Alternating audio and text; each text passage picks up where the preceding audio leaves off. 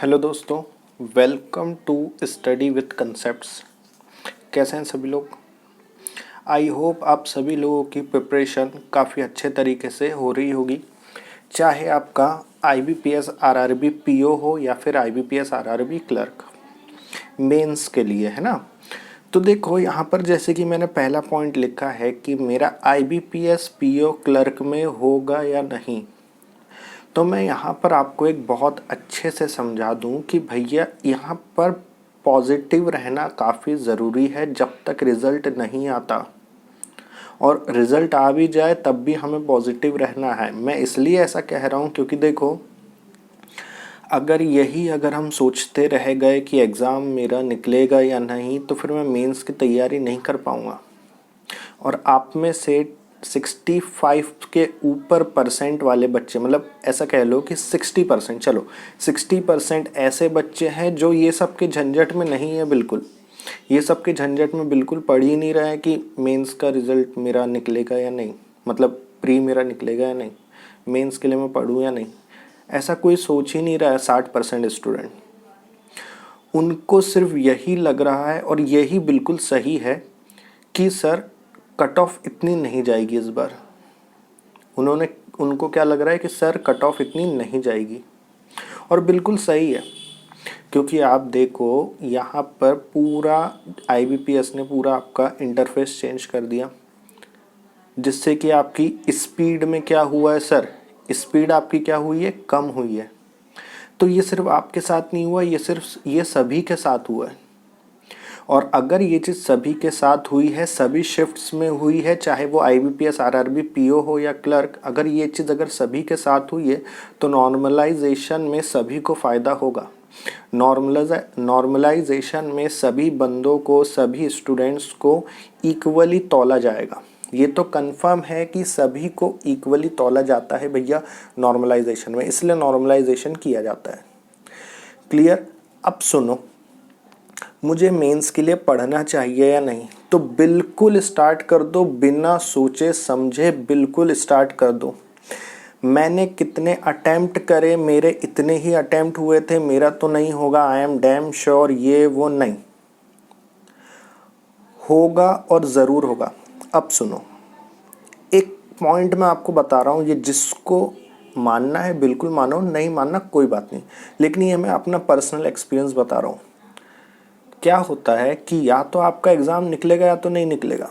अगर निकल गया तो अच्छी बात है, नहीं निकला तो बिल्कुल दिक्कत नहीं है। क्यों नहीं है? क्योंकि आने वाले जो एग्ज़ाम है मेरे IBPS क्लर्क और IBPS PO, मेरी अभी से मेंस की प्रिपरेशन अभी से स्टार्ट हो चुकी है उनके लिए। समझ रहे हो? यदि मेरा IBPS RRB PO या क्लर्क नहीं निकला तो कोई दिक्कत नहीं है। आने वाला जो एग्ज़ाम है मेरा IBPS PO और क्लर्क, उसकी मेंस की तैयारी मैं अभी से करने लगा हूँ। आप ये तो सोचो, वहाँ पर भी करंट अफेयर आएगा, मैं अभी से पढ़ रहा हूँ करंट अफेयर, क्योंकि मुझे पता है कि ये महीने का भी आना है करंट अफेयर। उधर बैंकिंग अवेयरनेस मैं अभी से पढ़ ले रहा हूँ उसके लिए, जनरल नॉलेज अभी से पढ़ ले रहा हूँ उसके लिए, कंप्यूटर अभी से पढ़ ले रहा हूँ, इंग्लिश अभी से पढ़ ले रहा हूँ। क्लियर? रीजनिंग और एप्टीट्यूड के मैं मेंस लेवल के क्वेश्चन अभी से लगा ले रहा हूँ। अगर मैं अभी से मेंस लेवल के क्वेश्चन अगर लगा ले रहा हूँ तो IBPS PO और IBPS क्लर्क का प्री तो ऐसे ही निकल जाएगा, देखते से ही निकल जाएगा। यदि आप मेंस के क्वेश्चन अभी आप सॉल्व कर ले रहे हो तो आप प्री के क्वेश्चन तो IBPS PO और क्लर्क में तो आराम से कर लोगे ना। ये तो सोचो। तो हमेशा मेरा ये कहना है कि हमेशा पॉजिटिव रहो, पॉजिटिव रहोगे, पॉजिटिव तरीके से पढ़ोगे। समझ रहे हो? बस ये चीज़ मैं आप लोगों को पूरे उसमें कहना चाह रहा हूँ, क्योंकि बहुत सारे बच्चों के मैसेज आ रहे हैं, सर मेरा होगा या नहीं होगा, प्लीज़ आप बताओ। मैं वीडियो बना चुका हूँ, मैं PO RRB क्लर्क दोनों के लिए वीडियो बना चुका हूँ, दोनों को कट ऑफ में आपको बता चुका हूँ, इसके भी जा सकता है, एक्सपेक्टेड है। लेकिन इसका मतलब ये नहीं कि यही होगा। क्या पता यहाँ पर जितने स्टूडेंट्स ने मेरे को अपने अटेम्प्ट बताए हैं वो गलत बताए हों। भाई किसी ने 70 किए या किसी ने 65 किए क्लर्क में, मुझे बता रहा है सर 80 में से 80 करें, तो मैं कैसे मान लूँ? और हो भी सकता है, बिल्कुल हो सकता है, लेकिन मुझे तो सबको देख के चलना है ना। मुझे सिर्फ 80 में से 80 वालों को देख के कट ऑफ नहीं बताना एक्सपेक्टेड, मुझे ओवरऑल पूरे स्टेट का कह लो, उस स्टेट का कह लो, या पूरे इंडिया का कह लो, मुझे तो सबको देख के बताना है कट ऑफ एक्सपेक्टेड। तो जिस बंदे ने 80 में से 80 करे हैं, मैं उसको मान भी लूँ तो क्या पता उसकी एक्यूरेसी बिल्कुल सही हो, क्योंकि वो सामने वाला ऐसा भी कहता है कि सर मैंने 80 में से 80 बनाए लेकिन मेरी एक्यूरेसी जो थी वो 95% थी। अब मैं इसको क्या समझूं? 95% आपकी एक्यूरेसी है, इसका मतलब आपके मार्क्स आएंगे करीब 73-74। 73-74 तो आ गए। अब जब नॉर्मलाइजेशन होगा तब उसमें क्या होगा उसका, तब तो और मार्क्स कम हो जा रहे हैं। ठीक है, तो कहने का मतलब ये है कि हम किसी एक पर्सन को या किसी 10 पर्सन को देख के हम कट ऑफ नहीं बता सकते कि इतना हाई जाएगा। उन्होंने कर लिया, उन्होंने ले आया, अच्छी बात है। लेकिन हमारे जैसे जो बच्चे हैं, मतलब जो जिन्होंने जैसे कि क्लर्क में 67, 68, 65 ऐसे किए, क्या उनका नहीं होगा क्या? भैया कुछ कुछ स्टेट्स में वहाँ का भी कट ऑफ इतना ही जाएगा, 61-62 बस। क्लियर? इतनी चीज़ क्लियर हो गई। अब एक आपका क्या है यहाँ पर कि रिजल्ट कब तक आएगा। तो देखो, अगर मैं पीओ की अगर मैं बात करूँ तो पीओ का मेंस एग्ज़ाम है 18 को, 2 या 3 तारीख को इसका रिज़ल्ट आ जाएगा, क्योंकि आईबीपीएस 15 दिन पहले रिज़ल्ट देता है। फिर 31 तारीख को है आपका क्लर्क का, तो 15 दिन पहले आ जाएगा रिज़ल्ट। मतलब ये मान के चलो कि 15 या 16 तारीख को क्लर्क का रिज़ल्ट आ जाएगा, क्योंकि आईबीपीएस जो है वो 15 दिन पहले रिज़ल्ट देता है। मैं मेंस की प्रिपरेशन कैसे करूं? अब देखो, अब मैंने इतने सारे आपको पॉइंट्स बताए हैं, मेंस मुझे पढ़ना चाहिए या नहीं पढ़ना चाहिए। अब आप लोगों ने ये चीज़ सोच चुका होगा कि हाँ मुझे पढ़ना है मेंस अभी से। आईबीपीएस, आरआरबी, पीओ या क्लर्क निकले या ना निकले, मेरे आने वाला जो एग्ज़ाम है आईबीपीएस, पीओ, क्लर्क, उसके लिए तो मेंस की तैयारी अभी से हो रही ना। अगर उसके लिए मेंस की अभी से हो रही है तो मैं ये मान सकता हूँ कि प्री तो मेरा अपने आप निकल जाएगा फिर। क्लियर? अच्छा, मेंस की तैयारी कैसे करें? Aptitude 50 number, reasoning 50 number, computer 20 number, Hindi English, Hindi या फिर इंग्लिश, है ना, कोई एक 40 नंबर, और जनरल अवेयरनेस आपका 40 नंबर। सुनो, मेंस में आपको अभी से रीजनिंग और मैथ्स में जो पजल और सिटिंग अरेंजमेंट है और डीआई है, इसके डेली आपको 4-4 क्वेश्चन बनाने हैं। 4 सिटिंग अरेंजमेंट, 4 पजल, 4 डीआई। 4 नहीं बन रहे हैं तो 3 बनाओ, 4 नहीं बन रहे हैं तो 3 बनाओ, 3 बनाओ, हाँ ठीक है 3 बनाओ, क्योंकि आप मॉक टेस्ट भी तो दोगे, वहाँ पर भी तो आएगा। ठीक है 3 बनाओ।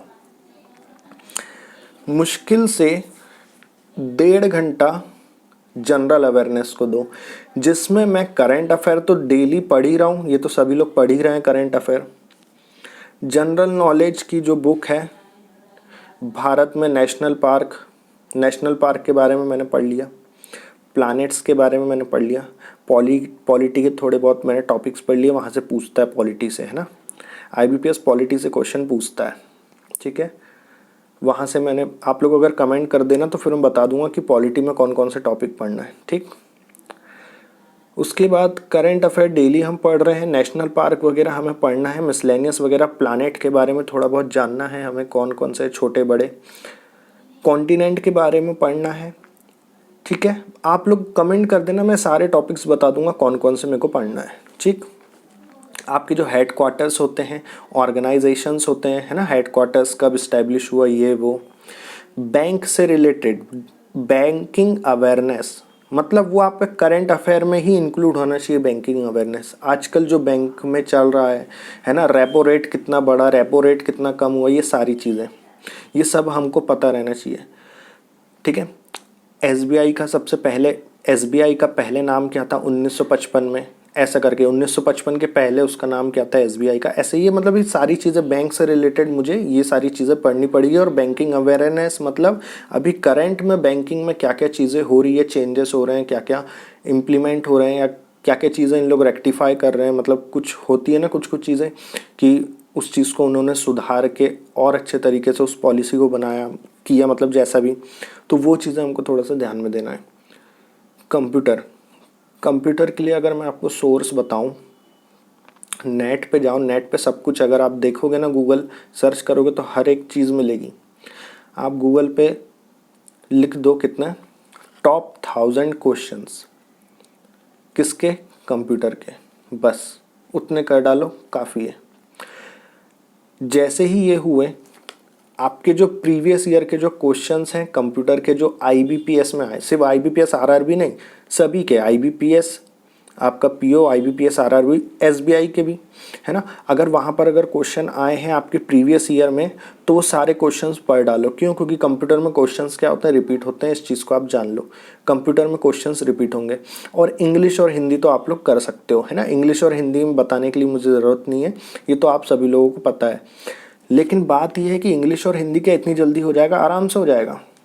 आपको सिर्फ, और मैं ज़्यादा क्या बोल रहा हूँ, आपको सिर्फ और सिर्फ फोकस करना है सबसे ज़्यादा किस पे?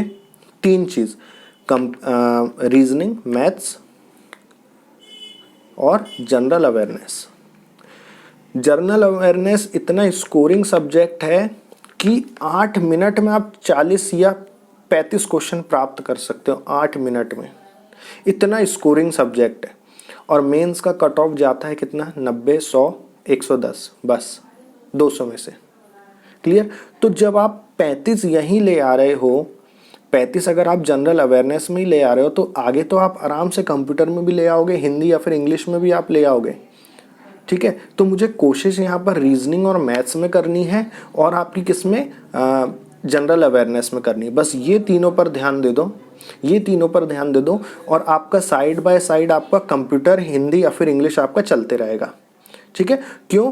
वो इसलिए मैं साइड बाय साइड बोल रहा हूँ क्योंकि वो तो आप पढ़ ही रहे हो, और मॉक टेस्ट तो आप दे ही रहे हो डेली। आप सॉरी, आप डेली 1 या 2 मॉक टेस्ट तो दे ही रहे हो, तो वहाँ से भी आपकी उसकी प्रैक्टिस हो रही है। क्लियर हो गया सभी लोगों को? मॉक टेस्ट का एनालिसिस करना बहुत ज़रूरी है, भले ही मुझे 2 घंटा क्यों ना लग जाए, क्योंकि मॉक टेस्ट के एनालिसिस से ही मुझे समझ में आएगा कि मैं अभी कितना पढ़ चुका हूँ और मुझे अभी कितना पढ़ना है।